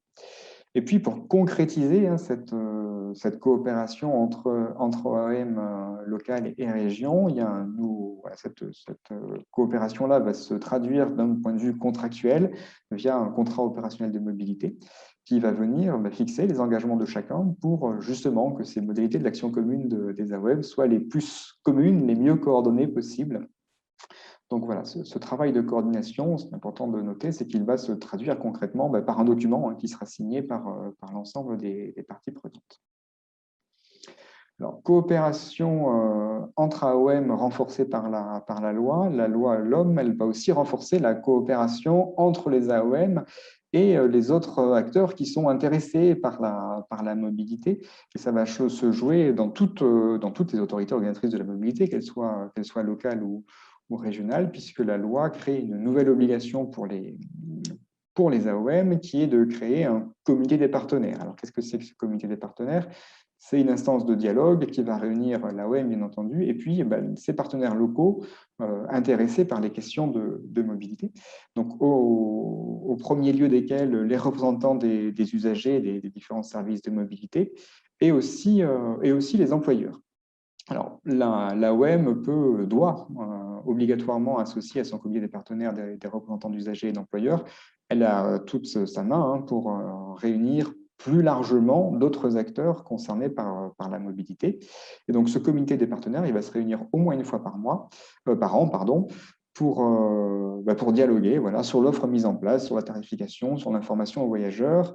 Et puis, si l'autorité organisatrice de la mobilité apporte des modifications importantes à son offre de service, le comité des partenaires doit en être informé, tout comme il doit être informé des démarches en termes de planification de la mobilité, ou si l'autorité organisatrice de la mobilité décide d'instaurer ou de modifier le taux du versement mobilité, donc qui est aujourd'hui le principal outil de financement de l'action des autorités organisatrices de la mobilité locale. La région, en tant qu'AOM, est elle aussi concernée par ce comité des partenaires, à la fois à l'échelle régionale, et puis si elle intervient à l'échelle locale, ce qui sera le cas d'à peu près toutes les régions, elle devra aussi mettre en place ces comités des partenaires locaux, avec la possibilité de mutualiser à l'échelle du bassin de mobilité si elle le souhaite. Donc voilà, coopération entre AOM, coopération et dialogue entre AOM et puis employeurs et puis usagers, et toujours dans cette même logique de coopération, de diffusion, de dialogue entre tous les acteurs. Un point là aussi qui était un point, une zone d'ombre des politiques de mobilité jusqu'à présent, c'était tout ce qui concerne les services de mobilité solidaire. Qu'est-ce qu'on appelle les services de mobilité solidaire? Ce sont tout un ensemble de services, alors qui peut prendre une diversité absolument remarquable, qui vont s'adresser aux personnes qui sont en situation de précarité, de difficultés économiques ou sociales. Ça peut être les personnes âgées, les personnes en insertion, demandeurs d'asile, etc., etc. Quand on fait l'exercice de recenser l'ensemble des services existants sur un territoire, on se rend compte qu'en général, on découvre beaucoup. L'offre est foisonnante, elle est extrêmement diverse et elle est aussi souvent assez mal connue, y compris par les acteurs locaux et y compris par ceux qui pourraient potentiellement en bénéficier. Donc, ce que la loi d'orientation des mobilités vient compléter sur ce point des mobilités solidaires, c'est qu'elle vient faire clairement entrer ces services de mobilité-là dans le champ de compétences des autorités organisatrices de la mobilité. Ça ne veut pas dire que ce sont les autorités organisatrices de la mobilité qui seront les seules compétentes pour mettre en place ces services de mobilité solidaire. Ça veut dire que, voilà, par contre, ces AOM vont pouvoir s'impliquer, soit en mettre en place leurs propres services, soit venir accompagner, coordonner l'action des autres acteurs qui mettent en place déjà des services de mobilité. Ça peut être d'autres collectivités au titre de leurs compétences sociales, de leurs compétences emploi. Ça peut être des associations, des fondations. Et là aussi, on se rend compte qu'il y a une très, très grande diversité d'acteurs qui interviennent dans la mise en place de ces services de mobilité. Donc là, l'AOM peut aussi venir coordonner, mettre en cohérence l'action de tous ces acteurs-là. Et puis, donc, le pendant de cette mesure, c'est un plan d'action commun. Donc, ça va être un outil de coordination entre tous les acteurs. Je vous parlais tout à l'heure du département qui a perdu sa compétence en matière de transport, mais qui a conservé ses compétences en matière sociale. Et donc, à ce titre, là, les départements sont un acteur extrêmement important de la mobilité inclusive, et on se rend compte que voilà, c'est un pan d'activité sur lequel les départements ont encore une action très forte au titre de leur politique sociale. Et puis, pour terminer sur ces aspects coopération, coordination, dialogue, alors on a vu entre AOM et partenaires, et puis voilà, cette prise en compte de la mobilité, elle doit aussi se faire chez les employeurs. Alors, les employeurs voilà, qui sont une de nos raisons de nous déplacer tous les matins, enfin en tout cas les jours où nous ne sommes pas en télétravail, mais qui sont aussi directement partie prenante du système de mobilité, puisque ce sont eux sur qui on prélève le versement mobilité, en tout cas pour les autorités organisatrices de la mobilité locale qui ont décidé de l'imposer, qui est l'outil majeur, encore une fois, de financement de l'action des AOM. Ces employeurs-là doivent aussi désormais intégrer cette question de la mobilité domicile-travail dans les négociations annuelles qui sont obligatoires. Et donc, notamment à l'occasion de ces négociations, aborder les questions de coût de la mobilité pour les salariés, d'incitation à l'usage d'autres modes de transport que la voiture utilisée individuellement, aux questions de prise en charge des frais de déplacement domicile-travail, par exemple, et tout ça donc, chaque année via les négociations avec les organisations syndicales. Ces négociations peuvent aboutir et on peut considérer que tout va bien. Si elles n'aboutissent pas, dans ce cas, les employeurs se retrouvent dans l'obligation de réaliser un plan de mobilité employeur. Par contre, il n'y a plus d'obligation de faire un plan de mobilité employeur comme c'était le cas auparavant, du fait, si vous reprenez l'historique, voilà, pendant quelques années, la réalisation d'un plan de mobilité employeur a été obligatoire pour les employeurs de plus de 100 salariés sur un même site dans le périmètre des grandes agglomérations. Cette obligation-là est tombée. Par contre, maintenant, l'obligation s'applique à tous les employeurs de plus de 50 salariés, quelle que soit leur localisation géographique, d'intégrer donc cette prise en compte de la mobilité domicile-travail dans les négociations annuelles obligatoires. Une des réponses possibles, là aussi c'est une création de la loi d'orientation des mobilités, c'est le forfait mobilité durable, donc qui permet à l'employeur de prendre en charge financièrement toute ou partie des frais de déplacement des salariés qui viennent au travail en vélo, en covoiturage ou avec d'autres types de mobilité partagée comme le covoiturage. Voilà pour ces quelques éclairages sur la loi d'orientation des mobilités. Alors, on aurait pu y passer tout le reste de l'après-midi, et même une bonne partie de la soirée, voire de la nuit, hein, tant le texte de la loi est riche. Mais je m'arrête là sur les principaux aspects en termes de gouvernance. Je vous ai mis ici quelques références, notamment je vous invite, si vous voulez en savoir un petit peu plus, à parcourir le site France Mobilité, donc qui regroupe beaucoup d'éléments d'explication sur cette loi d'orientation des mobilités. Et puis, je vais tout de suite laisser la parole à Céline Mouvet pour une conclusion et un élargissement autour de cette thématique de la loi d'orientation des mobilités. Oui, donc bonjour à tous. Donc, Céline Mouvet, je suis chef du bureau des politiques de déplacement à la DGITM. Alors, peut-être pour un éclairage, parce que politique de déplacement à la DGITM, ça peut être très large.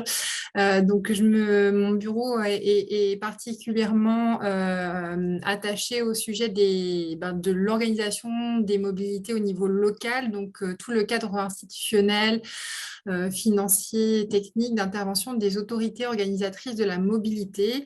Et donc, du coup, mon intervention va effectivement s'inscrire en complémentarité de l'intervention donc de David, et donc en particulier sur ce rôle des AOM, et en focalisant effectivement sur les grandes orientations de la LOM. L'objectif de l'intervention, c'était effectivement de faire effectivement, et là je dois remercier David pour son excellente présentation qui nous a fait voyager de la LOTI jusqu'à la LOM, donc quelques années en quelques minutes, donc pas évident. Mais voilà, je vais m'attacher vraiment à l'aspect autorité organisatrice de la mobilité, et pour effectivement vous pointer ou essayer de synthétiser, selon moi, les grandes orientations ou changements par rapport à effectivement à ce qu'on pouvait attendre d'une autorité organisatrice d'il y a quelques années, quelques dizaines d'années. Tout d'abord, et je pense qu'on l'a vu dans le cadre des assises, les questions de mobilité, c'est une préoccupation grandissante pour de nombreux acteurs de la sphère sociale, des ONG, des collectivités, avec de fortes attentes des citoyens. Enfin, personne n'a pu ignorer effectivement les manifestations gilets jaunes au moment des assises et au moment de la loi d'orientation des mobilités.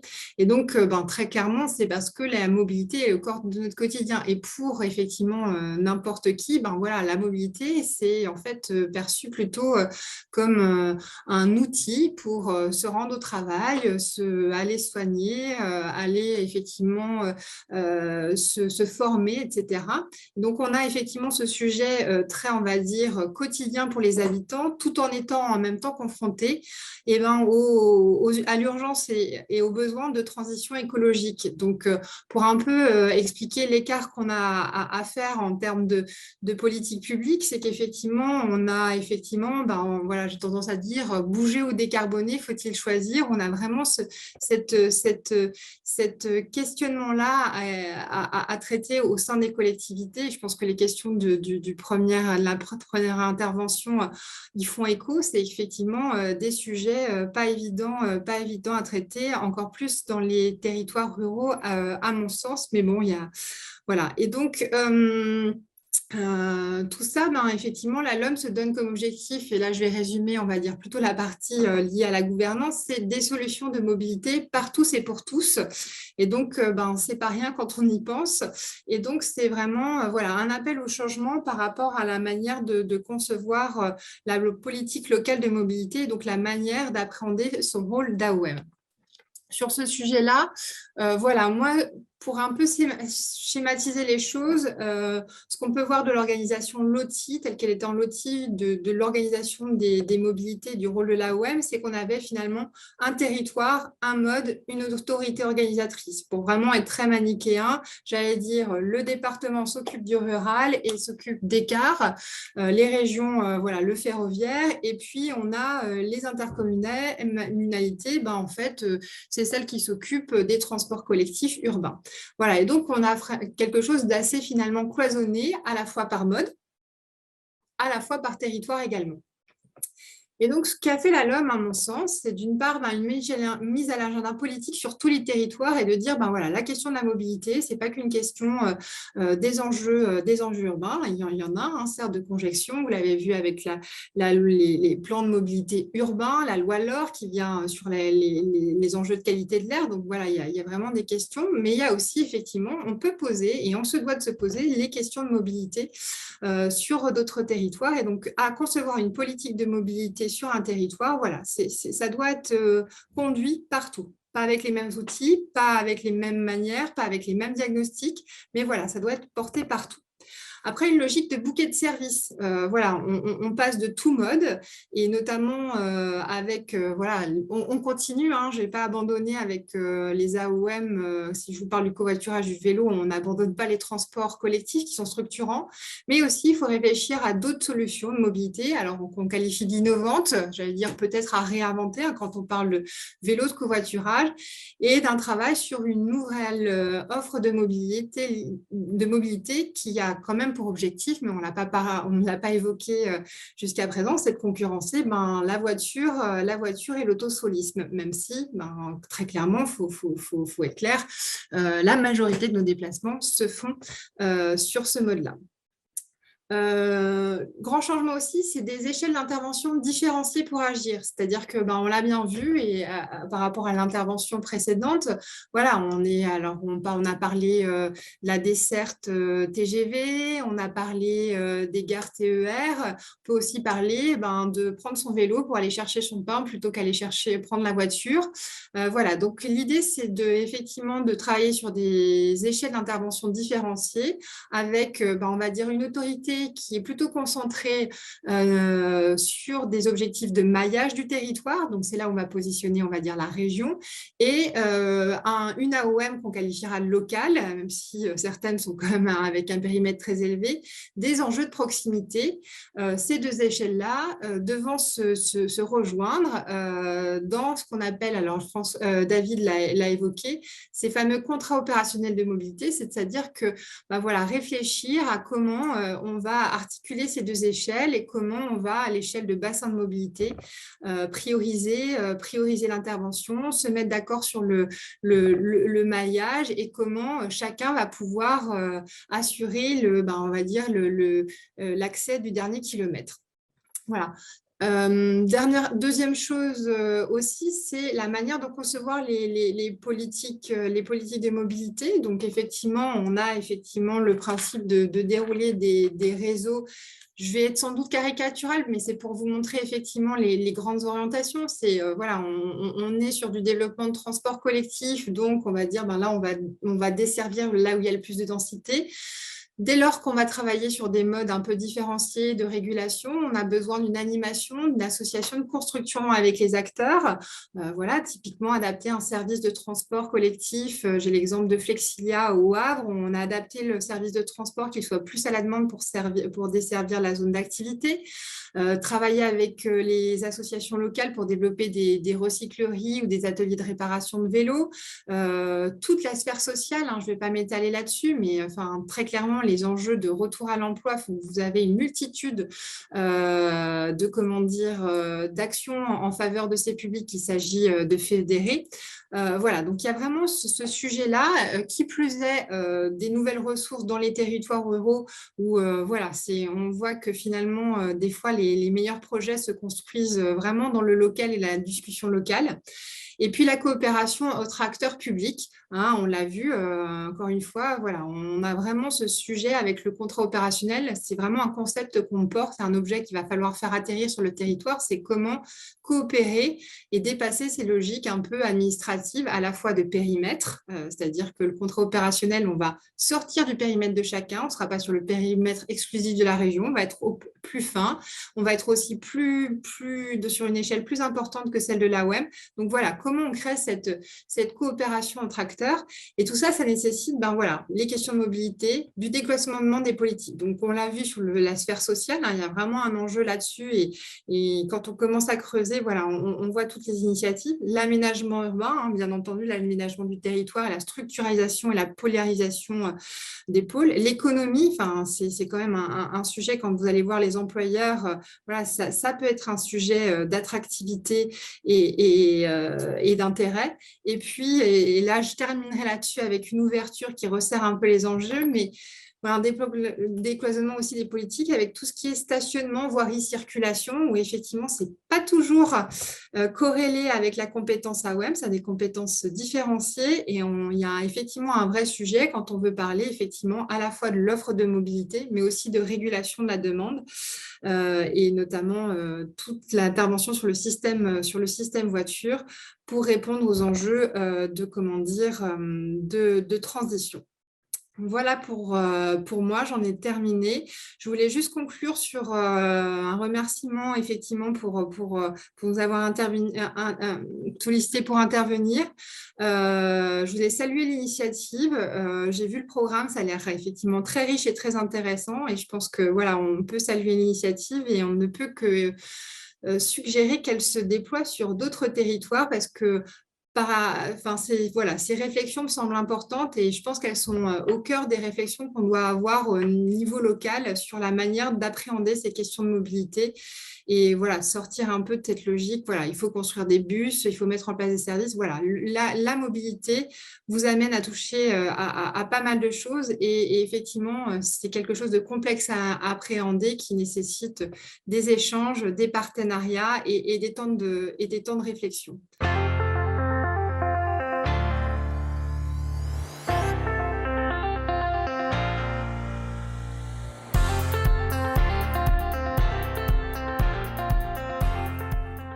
Troisième point, un changement de la portée spatiale des mobilités avec un certain repli sur la proximité qui a pu être mise en évidence dans de nombreuses études, avec parfois, mais pas toujours, la redécouverte peut-être de son environnement de vie, de son quartier, de ses voisins. Alors ça peut être un peu moins en France que dans d'autres pays, où les sorties étaient très, très fortement encadrées au printemps 2020.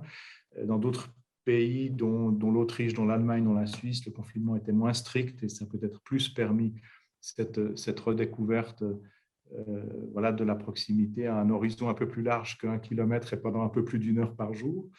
Donc ça, c'est une troisième tendance que l'on peut observer. Quatrième tendance, des reports modaux, donc des transformations de l'usage des moyens de transport, avec des choses dont on a beaucoup parlé, avec un report des transports publics vers les transports individuels motorisés qui a été bien documenté, mais aussi un report modal vers les modes actifs et en particulier vers le vélo et vers la marche. Ça, peut-être par rapport à la remarque que je faisais de façon introductive, en vous disant toutes les tendances qu'on a pu observer pendant la crise du Covid préexistaient. En fait, voilà, la seule qui ne préexistait pas, c'est le report modal vers l'automobile, puisque ça fait déjà quelques années que dans la plupart des régions urbaines d'Europe, enfin dans bien des régions urbaines en Europe, on avait une tendance qui, au contraire, allait plutôt vers la stagnation, voire le léger déclin de la mobilité automobile au profit des transports publics et du vélo. Et donc là, on a effectivement un retour de l'automobile. Ce qui est important de noter, et ça, j'aurai peut-être l'occasion de l'illustrer par quelques chiffres dans une slide suivante, mais ce qui est très important, je pense, de bien comprendre par rapport à ces reports modaux, c'est que suivant que l'on raisonne en chiffres absolus ou en pourcentage des déplacements, on n'arrive pas exactement au même constat. Et en particulier en ce qui concerne les déplacements en automobile, c'est-à-dire que la part de l'automobile en pourcentage sur l'ensemble des déplacements a augmenté. Mais si vous regardez en volume, comme il y a beaucoup de déplacements qui ne se faisaient pas, et encore actuellement, certains ne se font pas, avec la substitution, les deux premières tendances que vous avez sur cette slide, la substitution de mobilité spatiale vers du téléachat, télétravail, etc., et l'évaporation de certains déplacements, bien, en volume total, le nombre de déplacements a diminué. Et quand on tient compte de ça, on se rend compte que le volume de déplacements en automobile, même s'il y a eu un report en pourcentage, reste inférieur à ce qu'il était en 2019 dans les villes européennes. Donc voilà, ça c'est pour les reports modaux. Et puis cinquième aspect, on sent les prémices de volonté de relocalisation résidentielle. Il y a quelques indices qui peuvent être observés. On a pu l'observer en particulier dans la recherche sur le vécu du confinement dans son logement, et on voit qu'il y a un regain d'attractivité pour des territoires périphériques, ruraux ou des petites villes. Et ça, on le voit notamment dans des frémissements du marché immobilier. Voilà, donc cinq tendances. Je vais peut-être illustrer certains de ces points maintenant par quelques slides. Ah, je ne sais pas. Voilà. Donc, peut-être juste pour au chapitre, les tendances se sont accentuées avec la crise du Covid, mais elles préexistaient. Là, vous avez, pour les données de l'enquête nationale transport suisse de 2010 et de 2015, la part du télétravail. Vous voyez qu'elle avait déjà commencé à augmenter avant la crise. C'était juste pour vous illustrer cette tendance. Voilà là quelques données, enfin un tableau qui est issu de l'enquête qu'on a eu l'occasion de mener dans les 7 pays. Vous voyez voilà, les taux de chômage technique, les taux de télétravail qui sont assez variables. Ça dépend aussi des législations dans les différents pays dans le monde du travail. Ça dépend aussi des mesures qui ont été prises au niveau des différents États en matière de confinement et d'interdiction de circulation. Mais donc, ça permet d'avoir une idée justement sur cette évaporation de certains déplacements et également en ce qui concerne le travail, du volume de télétravail dans les différents pays. Sur les pratiques modales, voilà peut-être une illustration de ce que je voulais vous montrer tout à l'heure, ce que je vous disais tout à l'heure. Là, vous l'avez pour Lyon, en volume de circulation. Vous voyez l'année 2019 et 2020, on voit pour chaque moyen de transport, vous voyez clairement l'augmentation du vélo. Vous voyez l'automobile, où on reste en dessous des volumes de 2019, même à fin 2020. Puis vous voyez aussi, alors ça c'est pour les transports collectifs dans la région de Lyon, mais on aurait la même chose sur toutes sortes d'autres régions, y compris en Suisse. Vous voyez que ça redémarre beaucoup plus lentement. Il faut dire quand même une chose, moi c'est la première fois depuis que je suis né que j'entends dire ça. On nous a conseillé de ne pas prendre les transports publics parce que c'était dangereux, alors que ça faisait quand même 40 ans que j'entendais qu'on me conseillait plutôt de ne pas prendre la voiture pour aller en ville. Et donc là, il y a eu un retournement. Et d'après les enquêtes qu'on a pu mener, il y a quand même encore maintenant des gens qui évitent de prendre les transports publics parce que tout simplement, ils ont peur de la contamination. Si on fait un focus sur les pratiques modales, là, c'est toujours l'enquête qui a été menée sur Lyon en collaboration avec le LAET. Là, vous voyez l'évolution entre le pré-confinement et après le confinement, l'évolution des pratiques modales. Vous voyez que le retour à l'automobile n'est pas extrêmement fort malgré tout. Enfin, c'est des indicateurs tout à fait intéressants, je pense. Alors, à voir maintenant ce que ça va donner par la suite.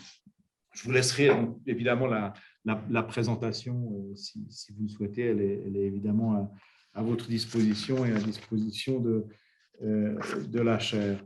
J'arrive sur le deuxième point que je voulais aborder, que je vous ai annoncé, cette question de la rupture et de finalement qu'est-ce qu'on peut espérer ou qu'est-ce qu'on peut tirer de cette rupture dans les habitudes de mobilité qu'on a pu donc thématiser avec ces 5 évolutions que je vous ai rapidement montrées. Peut-être avant d'arriver sur les 3 points là, que vous avez sous les yeux, une remarque générale. Il y a quelque chose de fascinant dans cette rupture de la mobilité induite par la crise du Covid. C'est que tout le monde a été confronté en même temps, toute la population a été confrontée en même temps à des interrogations, enfin une obligation de changer d'habitude, et donc a dû repenser un peu sous la contrainte sa mobilité, à la fois sa mobilité de la vie quotidienne, mais aussi ses mobilités de loisirs, ses vacances, enfin, vraiment son rapport à l'espace et à la mobilité. Alors, je dis que c'est fascinant, c'est aussi peut-être voilà, une opportunité dans le sens où ça fait maintenant, en tout cas 30 ans, que un des acquis de la recherche dans le domaine de la mobilité, en particulier en sociologie de la mobilité, c'est de dire que les habitudes de déplacement, les habitudes de mobilité, qu'il s'agisse des habitudes modales ou des choix de destination, voilà, dans la vie quotidienne, s'acquièrent ou se déploient, se prennent à des moments de transition dans le parcours de vie. C'est typiquement lorsqu'on déménage, lors de l'arrivée d'un enfant, lors d'un divorce, lors du départ à la retraite, etc., etc., etc. Et donc, c'est à ces moments-là qu'on repense son équipement en moyens de transport, évidemment les moyens de transport qu'on utilise, et donc on pense à sa mobilité quotidienne. Or là, tout le monde a été amené à penser sa mobilité ou à repenser sa mobilité quotidienne en même temps. Et donc, ce qui est intéressant, c'est d'aller voir ce que la population en a tiré. Et donc, là, elle commence à durer depuis suffisamment longtemps pour qu'on puisse imaginer que ça ait un impact à moyen terme sur les modes de vie. Mais il y a une chose première chose moi, qui me paraît vraiment importante, c'est que pour une partie de la population, voilà, cette période de confinement a correspondu à un apaisement des rythmes de vie qui étaient issus notamment de la réduction des déplacements et des distances parcourues, et qui a été globalement apprécié. Ce n'est pas le cas de tout le monde, ça dépend, évidemment, ça révèle des inégalités sociales face au logement, face au travail. Tout le monde n'a pas pu télétravailler. Voilà, quand on est mal logé puis qu'on a 3 enfants, voilà, on se gêne plutôt qu'autre chose. Quand on a l'école dans le salon, puis qu'en même temps, bon, voilà, donc évidemment, ce n'est pas le cas pour tout le monde, on est bien d'accord, mais il y a une partie de la population qui a trouvé finalement, qui a découvert que voilà, le rythme d'avant était un petit peu effréné et que voilà, on n'avait pas forcément envie d'y revenir. Donc, ça signifie ça que pour une partie de la population, il y a une espèce d'aspiration à garder un certain nombre de choses, peut-être de la période actuelle. Ça, c'est un premier point. Deuxième point, c'est la question des équipements. C'est qu'il s'agisse des entreprises ou des particuliers, on constate qu'il y a un certain nombre d'investissements dans de l'équipement informatique qui a été réalisé. Si on pense aux entreprises, c'est des équipements en matière de téléconférences qui sont parfois d'ailleurs assez chers. Si je pense à ma propre université à l'EPFL, on s'est fortement équipé de ces équipements, mais on peut faire le même raisonnement pour les privés. On le voit d'ailleurs, le secteur de l'informatique a fait d'excellentes affaires entre 2020 et 2021. Voilà, on a changé de portable, on s'est équipé du haut débit, on a fait, etc. Donc ça, on pourrait se dire c'est finalement assez anodin, mais en fait, ce n'est pas si anodin que ça, parce que au moment où voilà, les mesures un petit peu contraignantes sur notre mobilité et nos modes de vie commencent à s'estomper, ces équipements, on les a. Et donc, il y a un moment où voilà, on les a, on va continuer à les utiliser. Et donc, ils ont ces équipements, du simple fait qu'ils ont été acquis, créent une espèce d'inertie par exemple, sur le télétravail ou sur les téléconférences. Moi, je le vois, par exemple, à l'EPFL, il y a toute une série de séances qui continuent à se donner, à être en ligne. Les soutenances de thèse sont désormais pratiquement toujours en ligne. Il faut dire qu'on est très bien équipé en équipement de vidéoconférence, et puis que finalement tout le monde y trouve son compte. C'est-à-dire qu'on n'a plus besoin, par exemple, pour une soutenance de thèse, de payer le billet d'avion, le billet de train, plus les 2 nuits d'hôtel aux rapporteurs extérieurs. Les rapporteurs extérieurs, ils y voient aussi un avantage qui est celui du fait que ça leur prend beaucoup moins de temps. Donc, c'est des jeux gagnants-gagnants.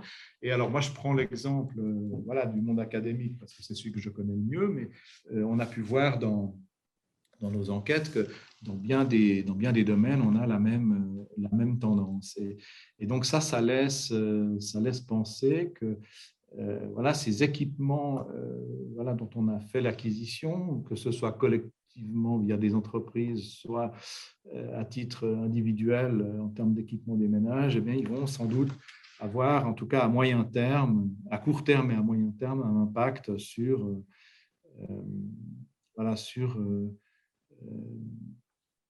les pratiques, notamment les pratiques de mobilité. Et puis, troisième tendance,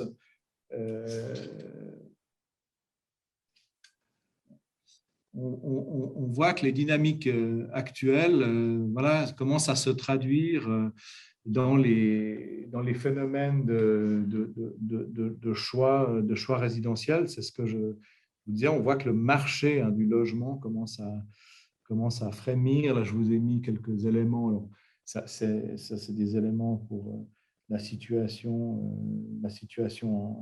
en France. On n'a pas encore des chiffres qui sont complètement consolidés, mais on voit bien que il y a peut-être une volonté de se relocaliser. En Suisse, on voit que dans le monde rural, le marché immobilier qui était un petit peu atone ces dernières années a repris des couleurs, et c'est quelque chose qu'on voit à travers un peu toute l'Europe. Donc effectivement, ça pose la question, est-ce que cette rupture que l'on est en train de vivre, qui a des impacts à court terme qui sont assez forts, qu'est-ce qu'elle va permettre ou qu'est-ce qu'elle va produire à moyen terme sur les mobilités. Puis j'en arrive du coup à ma troisième partie, et puis je terminerai avec ces quelques éléments. Je vais juste les reprendre peut-être un peu rapidement. Ils nous permettent peut-être aussi d'arriver sur des choses un peu plus concrètes.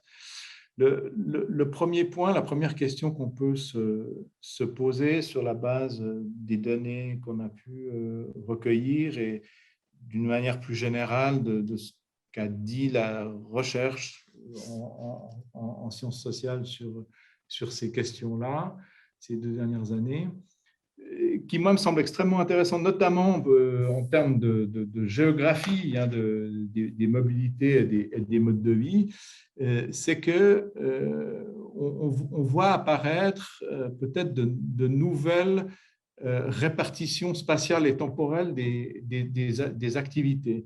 Alors, bon, il y a les digito-nomades, mais plus généralement, ça reste un petit peu peut-être une anecdote, mais quoique ça s'est quand même développé pendant la crise. Il y a peut-être surtout la diminution de ce qu'en Suisse on appelle la pendularité, je crois que vous appelez ça plutôt les navettes domicile-travail, c'est-à-dire ça. Voilà, si on commence à continuer à télétravailler 2 jours, 3 jours par semaine pour une partie des actifs, eh bien ça modifie quand même en profondeur les rythmes de vie. Et ça modifie aussi quelque part la géographie de la consommation. Si cette tendance au télétravail perdure même partiellement, on peut se faire du souci, par exemple, pour les restaurants de centre-ville qui fonctionnent au plat du jour de midi. Par contre, le même phénomène peut peut-être avoir l'effet inverse dans des petites localités qui, il y a encore 2 ans, étaient des, entre guillemets, cités dortoirs et où une partie de la population reste la journée et qui, du coup, a envie d'aller s'acheter un sandwich à midi parce que quand on télétravaille, a priori, on ne se fait pas à manger, d'après ce qu'on a pu constater. Et donc, voilà, là, il y a quelque chose qui est extrêmement intéressant, cette transformation des modes de vie, de leur spatialité, de leur temporalité et les conséquences que ça peut avoir sur le phénomène urbain. Deuxième chose qui pourrait changer, c'est que, alors là, c'est plutôt d'un point de vue transport, c'est que le télétravail risque de transformer le marché des déplacements quotidiens de longue distance. On le voit en Suisse, on le voit en France, on le voit dans d'autres pays européens. Les déplacements, les mobilités qui repartent à la hausse le plus lentement, c'est les déplacements de longue distance et notamment les déplacements professionnels. En Suisse, par exemple, la Suisse, c'est un pays de navetteurs. Vous avez 11% de la population qui travaille à 50 km de son domicile ou plus, sans compter d'ailleurs les frontaliers. Et donc, ce qu'on voit, alors ces personnes, plus on va travailler loin de son domicile, plus on a tendance à prendre le train. Pas pour pouvoir utiliser son temps, parce que c'est fatigant et cher de rouler en voiture, etc. Et on voit que ces populations qui travaillent loin continuent beaucoup plus à télétravailler que le reste de la population. Et ça commence à inquiéter, par exemple, les chemins de fer suisses, pour le cas de la Suisse, parce que leur modèle économique associé à la question des abonnements généraux de chemins de fer, finalement, est remis en question avec cette évolution. Et donc là, on peut imaginer qu'il y ait des transformations, des patterns de mobilité, notamment au niveau de la longue distance. On peut faire le même raisonnement pour les déplacements de loisirs ou pour les déplacements professionnels. Je vous faisais le commentaire à propos des vidéoconférences tout à l'heure. Ça pourrait changer la donne en matière de système de transport. Troisième élément, donc l'aérien a énormément souffert dans la crise, on le voit encore, et parallèlement à ces difficultés, il y a quand même un certain nombre de règlements qui apparaissent. Il y en a aussi un, je continue avec l'école polytechnique de Lausanne, on a un règlement en gestation à l'interne de l'école pour les déplacements professionnels de moins de 1000 km, il n'y ait plus de remboursement de l'avion du tout. Et donc, effectivement, si des grandes entreprises, des universités et autres commencent à avoir ce type de règlement de façon un petit peu massive, ça peut avoir des effets assez forts sur le trafic aérien, sur certaines origines, destinations. Donc, ça aussi, c'est des éléments qui peuvent avoir un impact non nul sur la reprise. Et puis, dernier élément, puis je finirai avec ça, je vous parlais de dynamiques géographiques nouvelles qui se font jour, notamment au niveau des arbitrages de localisation résidentielle. On voit effectivement une attractivité croissante des petites et moyennes agglomérations. Et dans le domaine des transports, on peut se demander si ça ne devrait pas inciter à revoir l'offre. Si on lit dans le domaine du train, par exemple, cette question-là, celle de la diminution probable ou possible des déplacements de longue distance, est-ce qu'il n'y a pas lieu peut-être de revoir un certain nombre d'investissements ou d'offres plutôt au profit des offres régionales plutôt que du trafic de longue distance? Évidemment, au jour d'aujourd'hui, on n'a pas la réponse, mais je pense que c'est important de se poser la question. Je termine juste avec ce mot de conclusion sous forme d'ouverture. Ce qui est certain avec la crise actuelle que l'on vit, qui une fois encore est tragique à bien des égards, c'est que le futur de la mobilité ne sera certainement pas la prolongation des tendances passées, mais qu'on est face à des inflexions dont on a encore de la peine à mesurer l'ampleur, mais des inflexions qui sont quand même certaines. Voilà, je vous remercie pour votre attention.